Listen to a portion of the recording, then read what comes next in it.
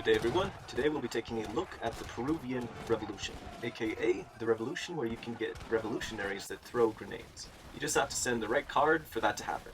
Anyways, let's take a look at those cards. First off, you have the standard Infinite Cattle Drivers card, which gives you 1 Comanchero, 8 cattle, and 1 homestead wagon. Then you have the Rochucos card, which upgrades all of your Comancheros to those. It also sends 10 of those Morochucos. It lets you train the 1 pop, 100 food, able to gather from livestock, weak Dragoon equivalents, from your forts and your stables. You're able to go ahead and start up your livestock economy using them. However, it's not as strong as Mexico, because these weak Dragoon equivalents can't just whip out a lance to counter infantry. They act just like Comancheros, only they're cheaper and they take up less pop. These bad boys perform decently well against enemy cavalry, but they're not that great against other units, since they don't benefit from Dragoon upgrades, so the only real upgrades that they get are the Folk Heroes upgrade from the Tavern, and the Cavalry Caracal upgrade that you can get from the Armory. Outside of that, and any special upgrades that you can get from native allies that you make at a trading post, you can't really upgrade them that much, so they tend to be a little weak by the late game. You also need to support them with your lancers so that you'll have an option to take care of infantry, whereas Mexico doesn't have to worry about that, since their Dragoon equivalent can also double as a lancer once you send the right card. Next up, you have your Infinite 4 Gatling, you have your Ironclad card, you have your Fort card, and then you have the Peruvian Guard. Sends 10 Peruvian legionaries and turns all of your revolutionaries into legionaries. Said legionaries will automatically throw grenades when they're within 12 to 17 meters away from a target.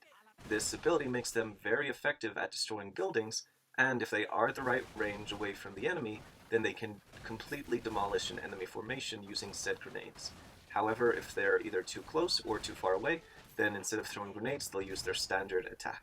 The upshot of this is that you don't have to worry about constantly microing them to use a special ability.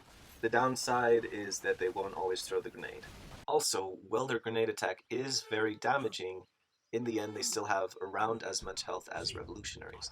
This means that if they're the only thing in your formation and the enemy is able to close the distance on them, they'll still pick them to pieces. That's why, as the Spanish, for the Spanish Peruvian Revolution, you might want to consider mixing in some rodoleros or pikemen or native melee units to act as a front line, so that you can keep these powerful skirmisher type units as skirmishers. One thing that does help their smaller health pool is the fact that they are boosted by both your missionaries' area of effect, provided of course you send the Unction card. They're also boosted by the area of effect of Simon Bolivar, which will increase their HP by 5%, and the Simon Bolivar that you get from the Peruvian Revolution will automatically spawn. You don't have to send him via a card. You can send home city shipments directly to him. So you can say, send the Infinite 4 Gatling card, have him act as a drop-off point. Then said Gatlings will then pop off on top of Simon Bolivar. So in essence, he's like a Peruvian Diamyo. He slightly boosts the stats of nearby units, in this case, increasing their HP by 5%, and also he can even train Peruvian legionnaires as well. So he can act as a mobile point to help reinforce your forward attack. Alternatively, if you wanted to be a bit sneaky, you could sneak a Simon Bolivar back behind their base, and then you could create a bunch of units on top of him by training Peruvian legionaries and also sending in Gatling shipments, effectively giving you the ability to create a large military force anywhere you want as long as Simon Bolivar is there. It also helps that he has a decent amount of health and a decent attack, so as long as he's backed up by some Peruvian legionnaires, he should be able to survive unless he's attacked by spies or something. Just make sure to back up your Peruvian legionnaires and your Simon Bolivar with some artillery, and you should be just fine. Next up, you have your Andean Warriors card, which sends 6 Huaraca. Now, Huaraca act as a midpoint between culverins and grenadiers. They excel against building, and they excel against artillery. They work best with a screen of native units in front of them to help act as a barrier against cavalry or melee infantry. As you can see here, I make the mistake of not having the native units in front of my Huaraca and having them be somewhere else, leaving the Inca units completely unprotected. The problem with that is that every time you send that card, it only sends 6 of these guys. And the problem is that it can take you a while to earn new shipments, so the loss of 6 to, say, some halberdiers that sneak up on you, or, say, a bunch of falconets that come out of nowhere, will seriously harm you because it's going to take a while to replace them. That said, they do shred through buildings. However, they don't really have any melee resist, and as previously mentioned, it takes a while to send them in, so if a halberdier is able to get on top of them, they'll just cut them to pieces. Part of the problem is that these guys take a while to throw their shots, kind of like a cannon, and unlike a cannon, they have a tendency to group up. So if you're taking range fire, you really want to set them in cover mode, and you want to spread them out so they don't all get capped by one cannon shot. Here we see a situation where the Huaraca are used to great effect.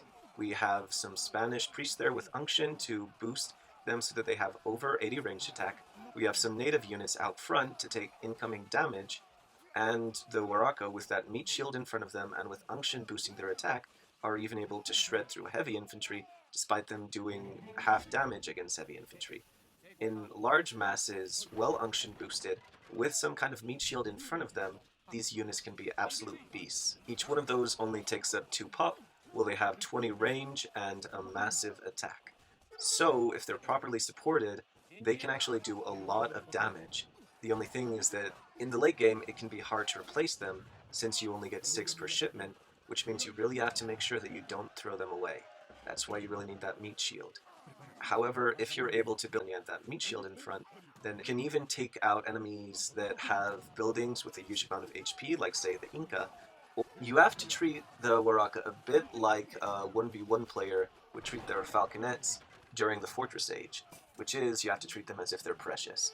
With your missionaries, you can heal them, you can boost them, but you need to have a shield out front. The reason why I say that native units are a good pick is because native units don't cost any pop, so you can have them act as meat shields without taking up that pop, which means you'll be able to send more of these Huaraca until you're able to reach a critical mass and blow everything away.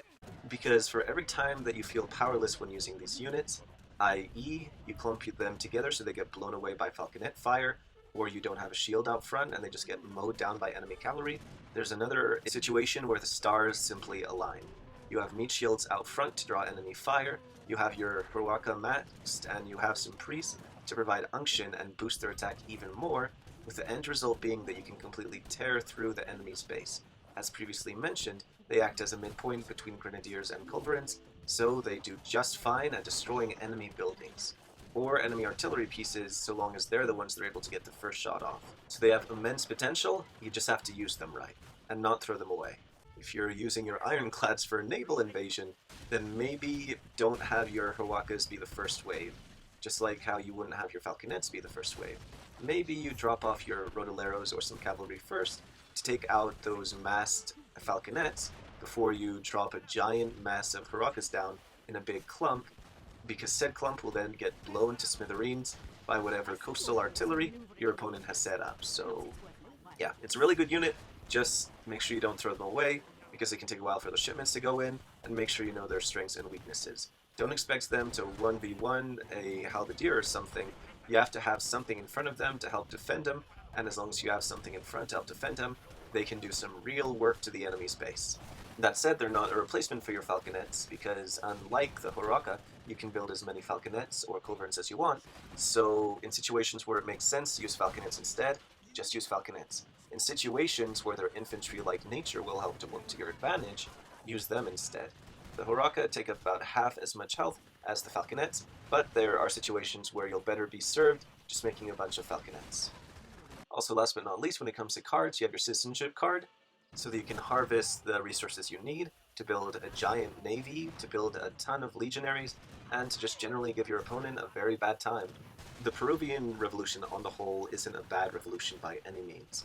You get your ironclads for water, and on land, you can use your Diamyo, your Simon Bolivar, to build new revolutionaries, and once you upgrade those revolutionaries to Peruvian legionaries, you can completely destroy the enemy using their grenades.